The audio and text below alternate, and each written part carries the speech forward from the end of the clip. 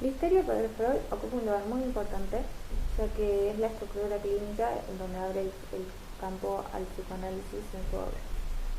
Habla de la histeria como una neurosis que es originada por un incidente sexual, donde el recuerdo no ha podido ser elaborado sucesivamente, transformándose en patógeno y en síntoma. Este incidente se convierte en un recuerdo reprimido, pero solo se vuelve traumático cuando aparece por segunda vez, convocando al primero. Es ahí donde aparece el síntoma. Continuando con histeria, Freud se da cuenta que los síntomas presentes en la histeria, a pesar de mostrar un malestar físico, no se relacionan con algo biológico.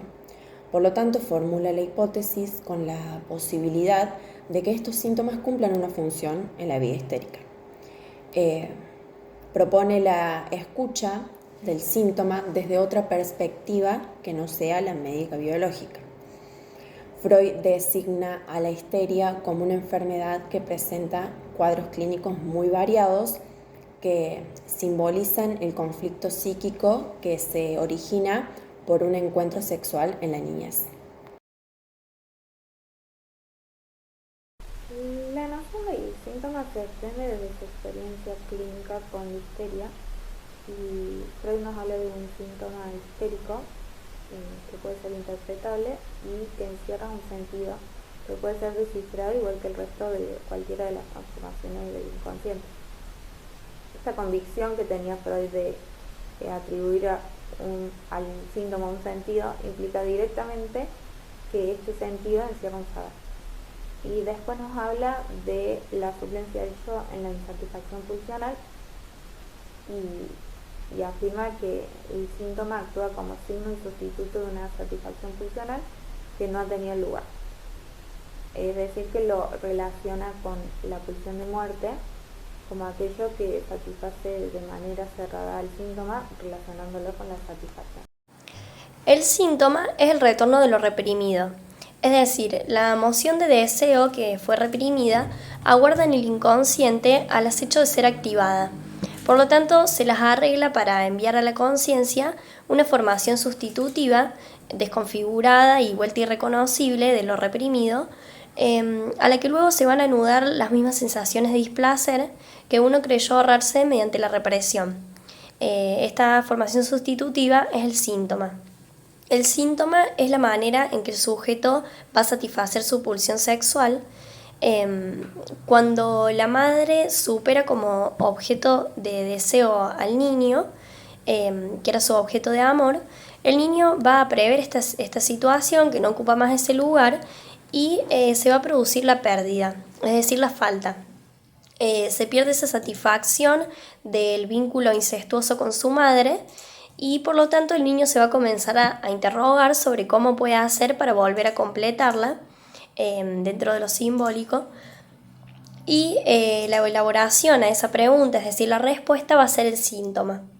Entonces el síntoma es la sexualidad del sujeto porque es la manera en que va a ensayar la satisfacción de la pulsión. Y bueno, esta respuesta del síntoma es particular en cada uno de los sujetos, es lo que nos va a prevenir de la angustia durante toda nuestra vida. Por lo tanto, si se lo quitáramos a un sujeto, lo dejaríamos totalmente desprovisto de lo simbólico. ¿Qué es la repetición? Es un movimiento guiado por la pulsión inconsciente, donde da cuenta de una secuencia de por lo menos dos ocurrencias donde un mismo objeto aparece, desaparece y reaparece ligeramente cambiando, pero siempre reconocible.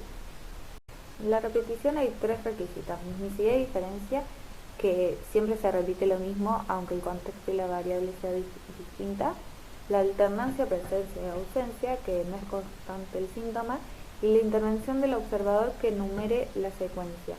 O uno está atravesado por la repetición y es inconsciente de ello, o es consciente a ella y la puede enumerar. Lo que se repite es algo que ya ha tenido lugar en nuestro pasado, puede ser como forma de recuerdos, pero ligeramente cambiados de nuestro pasado olvidado. Puede ser como forma de actos sanos que se ven en nuestras elecciones de vida, o en cambio como actos patológicos, es decir, el retorno compulsivo de acontecimientos traumáticos que aparecen como comportamientos enfermizos, irreprimibles, agresivos, etcétera, y que tienden a repetirse una y otra vez. Bueno, por lo tanto, la repetición sana es la que está regida por la pulsión de vida. Esta va a determinar nuestra identidad, es decir, repetimos nuestros modos de ser, nuestra subjetividad, lo que nos identifica, y esto va a establecer una unificación entre el pasado, el presente y nuestro futuro, porque a pesar de los cambios seguimos siendo los mismos. Y bueno, esto se ve reflejado en las elecciones de vida, como por ejemplo nuestros modos de amar y nuestros modos de separarnos de nuestros objetos amados, que se repiten como un patrón. Y bueno, por otro lado, la repetición patológica es la que se rige por la pulsión de muerte. Es el retorno compulsivo de acontecimientos traumáticos que vuelven en el presente como forma de síntoma o de actos compulsivos. Por ejemplo, se ven las adicciones, en los trastornos obsesivos compulsivos, en las perversiones, en la repetición de graves fracasos, etc.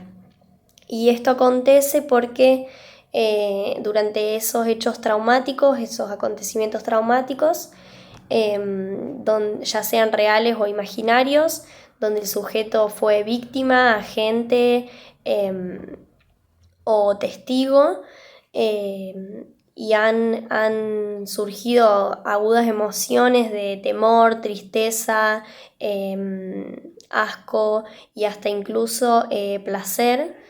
El yo todavía estaba inmaduro, no estaba preparado, por lo tanto, bueno, como fue reprimido, vuelve al presente con mucha más fuerza a modo de aliviar la tensión o por el contrario a modo de repetir el goce mortífero de la experiencia traumática.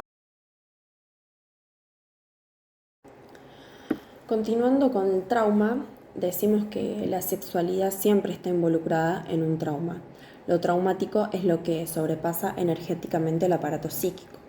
Lo que traumatiza el aparato psíquico no necesariamente es material, sino que se puede tratar de fantasías propias del sujeto. En este caso, Freud describe el trauma en dos tiempos. El primer tiempo se da en escenas de una época presexual, donde la persona no entiende a los sucesos como sexuales. En el segundo tiempo es donde hay entendimiento de lo sexual, se enlazan los sucesos y se reinterpreta esta primera escena dándole un valor sexual y se convierte en traumática. Los días intermedios entre el encuentro de esta escena y la aparición del síntoma, Freud lo denomina periodo de incubación o periodo de elaboración psíquica, que es donde la neurosis no alcanzó su forma definitiva y todavía se está elaborando psíquicamente el trauma. A este primer tiempo nombrado, Freud lo denomina escena traumática y al segundo tiempo escena auxiliar. Freud dice que hay al menos dos escenas que ocurren en distintos tiempos. La primera escena, que sería la segunda, no tiene una significación negativa, no tiene importancia. La segunda escena, que vendría a ser la primera, es la que le va a otorgar sentido a esta primera escena, la que lo vuelve traumática.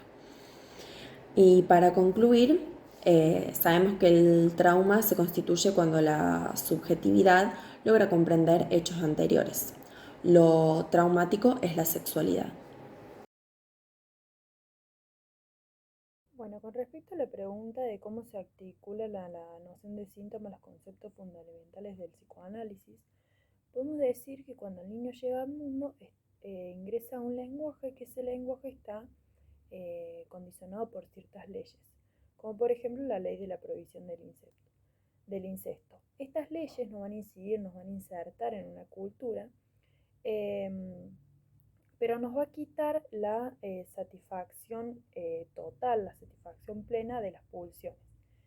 Esta falta nos va a llevar a la pregunta de qué hacer para completarnos.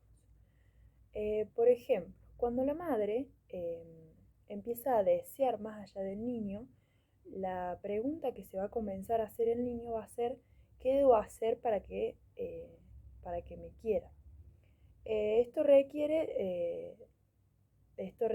o sea, cuando se crea la separación con el objeto amado, y cuando comienza a operar este deseo, que se funda en la falta misma, que esa falta es traumática, se empiezan a elaborar respuestas. Esa elaboración de una respuesta que va a recubrir la falta misma es el síntoma. Es por esto que Freud le va a dar muchísima importancia a la sexualidad infantil, porque se podría decir que como el síntoma repite de algún modo la satisfacción de la modalidad temprana de esa infancia, donde la persona vive con un sufrimiento constante, y se dice que esos síntomas, o sea, en realidad esos síntomas son figuraciones eh, que sucedieron en la vida de ese niño, eh, de ese sujeto, que con la combinación de ciertas fantasías creadas por ese sujeto, donde en la vida infantil ese trauma, ese suceso traumático, eh, va a afectar, va a traer consecuencias en la vida del adulto. Continuando con esto, Freud dijo que hay un conflicto entre el super yo y el deseo, que genera una cierta angustia, eh, que este deseo es generado por la pulsión sexual que está reprimida y va a provocar ese síntoma. Ese deseo que está reprimido va a predominar, eh, va a quedar en el inconsciente, eh, y muchas veces es la misma moral que está impuesta en la sociedad la que hace que el sujeto reprima ese cierto, ese deseo. Y bueno, como conclusión podemos decir desde una perspectiva freudiana que el síntoma es un aspecto complejo y central del psicoanálisis, y la búsqueda de él es la tarea principal del psicoanálisis. Para llegar al inconsciente, digamos, del sujeto, lo que se debe generar es una transferencia entre el paciente y el médico, lo cual va a ser el motor del tratamiento. Esta transferencia lo que va a ayudar lo que va a hacer es ayudar al analista a rodear ese síntoma por medio de la asociación libre, no habiendo una cura de ese síntoma, sino pudiendo haber un alivio sintomático.